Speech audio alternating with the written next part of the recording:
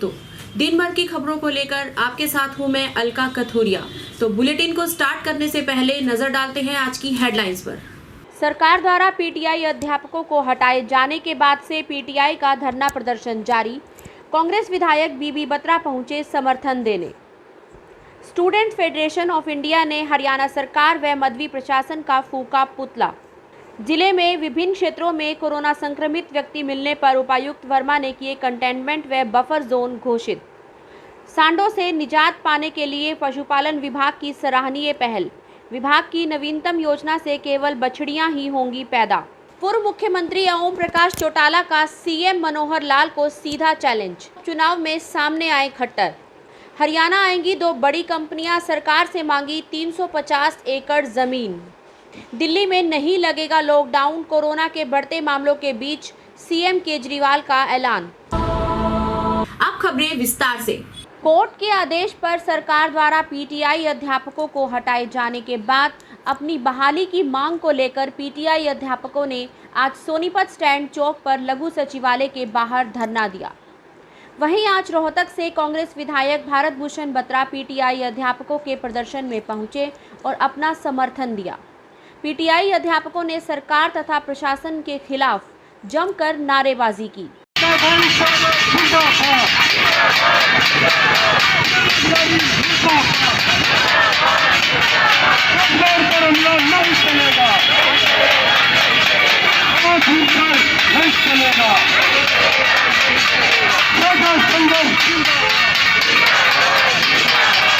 हड़ताली अध्यापकों का कहना है कि सरकार ने उन पर अत्याचार किया है।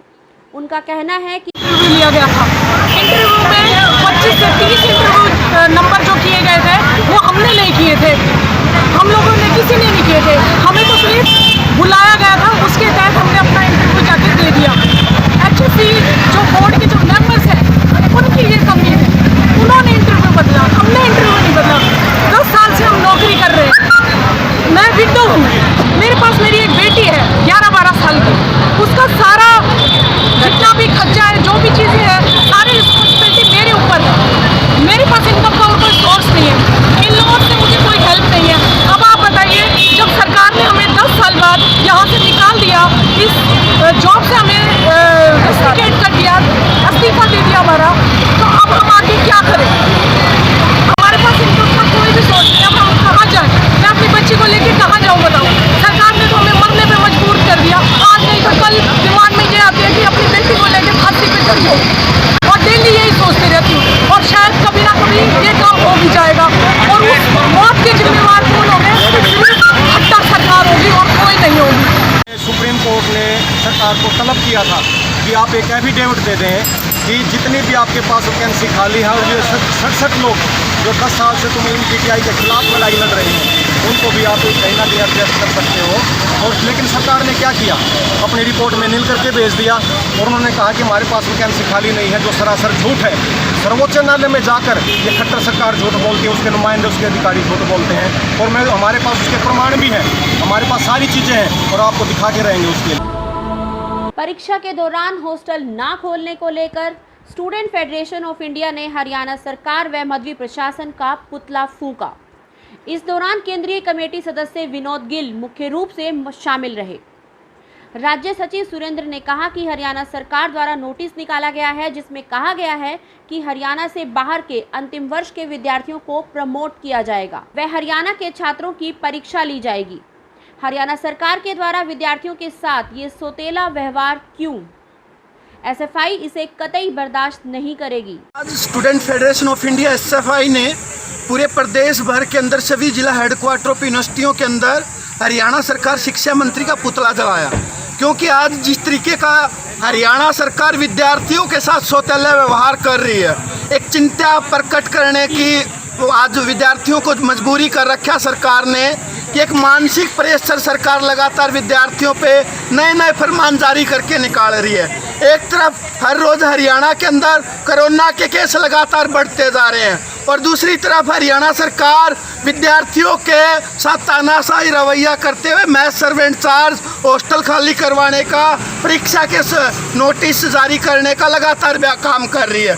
ये सरकार की जो मानसिकता है इससे दर्शाता है कि विद्यार्थियों के साथ और प्रदेश की जनता से हरियाणा सरकार कितना प्यार करती है।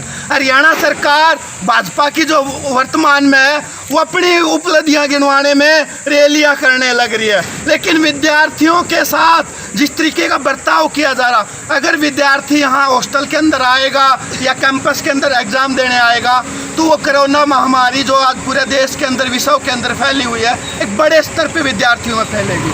तो ये एक बीमारी रोकने का, जब सेकेंड ईयर और फाइनल के विद्यार्थियों को, फर्स्ट ईयर और सेकेंड ईयर के विद्यार्थियों को आप प्रमोट कर सकते हैं तो फाइनल ईयर के विद्यार्थियों को क्यों नहीं कर सकते। हमारा स्पष्ट कहना, या तो सरकार ने जो ये सौतेला व्यवहार किया है इसको तुरंत खट्टर सरकार इसको वापस ले, सभी विद्यार्थियों को, चाहे वो स्कूल का हो, कॉलेज का हो, किसी का भी हो, उसको प्रमोट करे बिन परीक्षा पिछले नंबरों के आधार पे। जब विद्यार्थी 3 साल से पेपर देते हुए आ रहा है उसके रिकॉर्ड के अनुसार सारी असेसमेंट विद्यार्थी का पूरा रिकॉर्ड आगे की क्या रणनीति रहेगी? अगर ये सरकार नहीं मानती है तो एसएफआई पूरे प्रदेश के अंदर और छात्र संगठनों को लेकर इसको लामबंद करते हुए बड़ा आंदोलन हरियाणा के अंदर खड़ा करेगी और हरियाणा सरकार को मुंह तोड़ जवाब देगी।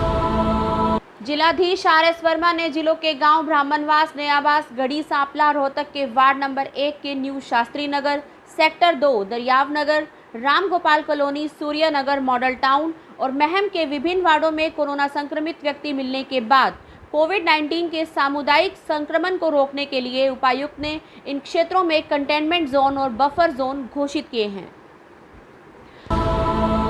हरियाणा प्रदेश में अब गायों से केवल बछड़ियां ही पैदा होंगी, जिससे गोधन को न केवल मान सम्मान मिलेगा बल्कि सड़क मार्गों पर विचरण करने वाले सांडों से भी आमजन को निजात मिलेगी, जिससे आए दिन होने वाले सड़क हादसों पर भी अंकुश लगेगा। जिला जींद के पशुपालन विभाग के पॉलीक्लिनिक में कार्यरत वरिष्ठ पशु चिकित्सक बलवंत ने बताया कि पहले ये सीमन विदेशों से मंगवाना पड़ता था, किंतु अब भारत में नवीनतम विधि तैयार की गई है जिसमें ये सीमन उपलब्ध है। उन्होंने बताया कि पहले पशुपालक इसके लिए 1200 रुपये देते थे, लेकिन अब विभाग ने इस पर रियायत करते हुए 200 रुपये निर्धारित किए हैं, जिसके प्रयोग से केवल बछड़ियां ही पैदा होंगी। वरिष्ठ पशु चिकित्सक ने बताया कि इससे सड़क मार्गों पर विचरण करने वाले सांडों से मुक्ति मिलेगी, साथ ही गोधन को भी बढ़ावा मिलेगा। जींद से जयवीर सिंधु की रिपोर्ट। पशुपालन विभाग में गाय का एक अहम स्थान रहा है और पहले हमारी गाय जो होती है हमें बैल देती थी और दूध देती थी, लेकिन समय के बदलाव के साथ क्या है कि हमें अब बैलों की ज़रूरत नहीं रही। जो खेती के कार्यों में ट्रैक्टर या छोटे मशीनों का यूज़ होता है, बैलों का यूज़ बिल्कुल भी नहीं होता है। बैलों का प्रयोग ना होने से हमारे पास जो बछड़े पैदा होते थे गायों के, वो बछड़े हमारे पास किसी काम के न रहे, नाकारा हो गए, सरप्लस हो गए। तो ऐसे में क्या है कि वो सारे के सारे जो बछड़े अब सांड बन जाते हैं, या जो बैल थे वो भी किसी काम के अंदर वो बैल वो सब सड़कों पे आ जाते हैं, और जिससे हमारे बेसहारा गायों की हमें समस्या बहुत ज़्यादा हुई है पिछले कुछ समय में। अब ऐसे में सरकार ने इसके समाधान के लिए क्या किया है कि डिपार्टमेंट के अंदर सेक्स सॉर्टेड सीमन सप्लाई किया है। पहले ये सीमन विदेशों से मंगवाया जाता था, उसमें ये महंगा बहुत पड़ता था, एक्स्ट्रा 1200 रुपये की लगती थी। अब विभाग ने हर किसान की पहुंच के लिए इस ट्रा को पहले 400 रुपये का किया, अब सिर्फ 200 रुपये में एक्स्ट्रा लग जाती है। अब इस ट्रा की मैं खास बात ये बताऊंगा आपको कि इस ट्रा में जो ये लगता है सीमन, इससे सिर्फ बछड़ी पैदा होती है। इसको कहते हैं सेक्स सॉर्टेड सीमन, यानी जो X और Y क्रोमोजोम होते हैं जिसे बछड़े और बछड़ी का निर्धारण होता है, उसमें सिर्फ X क्रोमोजोम को अलग करके उस ट्रा में भरा जाता है, और जिससे सिर्फ और सिर्फ बछड़ी पैदा होती हैं। ये 99.9% बछड़ियाँ पैदा होती हैं, और ये सीमन हर अस्पताल के अंदर सप्लाई किया गया था। दोबारा फिर डिमांड दी गई है, और जिसने जितनी भी डिमांड है वो हर अस्पताल में ये सप्लाई की जा रही है। इस सप्लाई में हमारे पास पहले जैसे होल्स्टीन फ्रिजियन है या जर्सी है, इन गायों के जो विदेशों से टीके आते थे, लेकिन अब हमारे पास साहिवाल और जो हमारी गिर गाय नस्ल की गाय है बहुत अच्छा दूध देती है, हमारी हरियाणा नस्ल की गाय है, इन गायों के भी सेक्स सॉर्टेड सीमन यानी सिर्फ बछड़ी पैदा करने वाले सीमन विभाग में आए हुए हैं। और इस सीमन को जब हम अच्छे स्तर पे यानी लगभग इसी सीमन को यूज करना शुरू कर देंगे, तो उस समय हमारे पास ये जो सांड जो हमारा बेसहारा सड़कों पर घूम रहे हैं, ये समस्या हमारे पास नहीं रहेगी। और इनेलो सुप्रीमो OP चौटाला ने प्रदेश की मौजूदा भाजपा सरकार और मुख्यमंत्री मनोहर लाल खट्टर को सीधा चैलेंज किया है।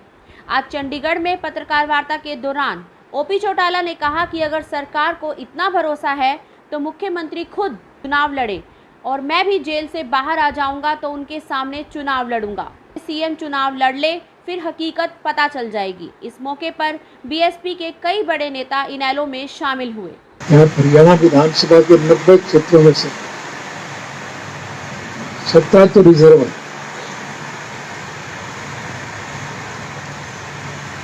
बाकी जो बची हुई सीटें हैं उनमें से किसी एक सीट का भी तो उल्लेख करें कि मैं इससे लड़के जीते हैं। हम तो उसी को पैमाना मान लें। इतने वो कॉन्फिडेंट हैं तो उन्हें दोबारा मौका मिलेगा इसी बड़ौदा से लड़के देखिए।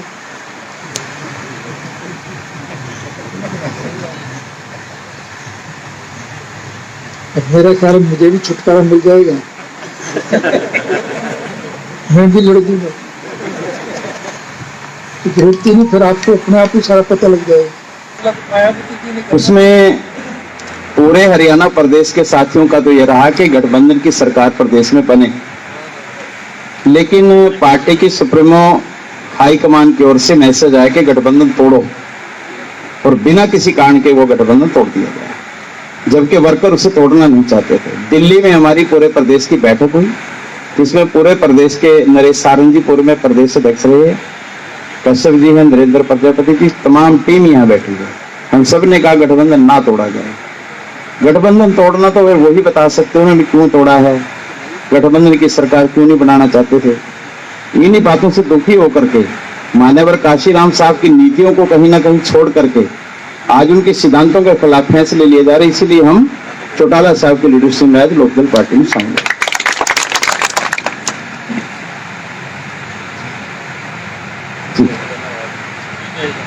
तो बीजेपी का पूरा कैडर कंप्लीट जो था वो आज एनएलडी में शामिल हो गया। बीएसपी का पूरा कैडर, 2 हम अध्यक्ष हैं प्रदेश के, सारंग जी हैं और अभी मैं हूँ। ये उपाध्यक्ष रहे चतर सिंह कश्यप जी, पार्लियामेंट का चुनाव लड़े कुरुक्षेत्र से, और नरेंद्र प्रजापति जी हमारे उपाध्यक्ष रहे, वो तोसाम से लड़े विधानसभा चुनाव। पूरे जनरल सेक्रेटरी हैं, जोन इंचार्ज हैं, लोकसभा इंचार्ज हैं, जिला अध्यक्ष हैं, प्रभारी हैं, पूरा टीम आया 5 से। जो आपने कार्यकर्ताओं को 3 बार मीटिंग बुलाई, इसलिए फैसला हुआ सबकी मत बना के आईएनडी में शामिल हो। तो वो कौन सा कारण था जिसने आपको ये कहा कि आईएनडी में शामिल नहीं? कार्यकर्ताओं को कौन सी सोच थी? सोच ये थी कि आज प्रदेश में जो मौजूदा गठबंधन की सरकार है, ये प्रदेश को लूट रही है। सरेआम प्रदेश में इस बात का शोर है। सरकार फेल है बुरी तरह से। कर्मचारी, किसान, मजदूर, व्यापारी सभी वर्ग परेशान है। सरकार फेल है और कांग्रेस का कोई भविष्य नहीं है। चौधरी ओम प्रकाश चौटाला जी की लीडरशिप में 5 बार सीएम हरियाणा प्रदेश में रहे हैं। तो सरकारें चली, जनता ने देखी है, तो जनता ने फैसला किया कि कौन हमें चौधरी देवीलाल जी की नीतियों पर चल करके, बाबा साहब अम्बेडकर के संविधान को लागू करने के लिए मान्यवर काशीराम साहब की नीतियों पर चल करके चौधरी ओम प्रकाश चौटाला जी की लीडरशिप में लोकदल पार्टी में शामिल होना चाहिए। हरियाणा में जल्द ही 2 बड़ी कंपनियां निवेश करेंगी। दरअसल मशहूर इलेक्ट्रॉनिक्स कंपनी ATL और ई-कॉमर्स कंपनी फ्लिपकार्ट हरियाणा आने की तैयारी में है। दोनों कंपनियों ने हरियाणा सरकार से करीब 350 एकड़ ज़मीन मांगी है। मुख्यमंत्री मनोहर लाल और उनके प्रधान सचिव राजेश खुल्लर इन कंपनियों के साथ बातचीत आगे बढ़ा रहे हैं। राष्ट्रीय राजधानी दिल्ली से सटे गुरुग्राम जिले के सोहना में इलेक्ट्रॉनिक्स कंपनी ATL ने करीब 200 एकड़ जगह हरियाणा सरकार से मांगी है। इसी तरह ई-कॉमर्स कंपनी फ्लिपकार्ट ने कुंडली मानेसर पलवल एक्सप्रेस वे के पास 150 एकड़ ज़मीन की मांग सरकार से की है ताकि यहां पर निवेश किया जा सके। राजेश खुल्लर ने बताया कि प्रदेश में इंडस्ट्री पूरी तरह से खुल गई है। राज्य में अब किसी भी कंपनी, फैक्ट्री और उद्योग को अपने संस्थान खोलने के लिए हरियाणा सरकार से अनुमति लेने की ज़रूरत नहीं है, भले इस कंपनी या उत्पादक इकाई ने हरियाणा राज्य सरकार से CLU ली हुई है या नहीं। कोरोना वायरस के बढ़ते संक्रमण के बीच राष्ट्रीय राजधानी में एक बार फिर लॉकडाउन लागू किए जाने को लेकर मुख्यमंत्री अरविंद केजरीवाल ने बड़ा बयान दिया है। सीएम केजरीवाल इस बाबत किए गए ट्वीट में कहा है कि दिल्ली में एक बार फिर लॉकडाउन लागू किए जाने को लेकर कई बातें की जा रही हैं। मीडिया और सोशल मीडिया में आई ये बातें हैं कि दिल्ली सरकार एक बार फिर से राजधानी में लॉकडाउन लागू करने की योजना बना रही है। लेकिन मैं सभी लोगों से कहना चाहता हूं कि दिल्ली सरकार ऐसी कोई योजना नहीं बना रही। दिल्ली में कोरोना के बढ़ते मामलों को लेकर उच्च स्तरीय बैठक के बाद सीएम केजरीवाल ने सोशल मीडिया के जरिए ये घोषणा की है। आज के लिए इतना ही। देश भर की और अपने आसपास की ताज़ा खबरों के लिए मिलते रहेंगे। तब तक के लिए नमस्कार।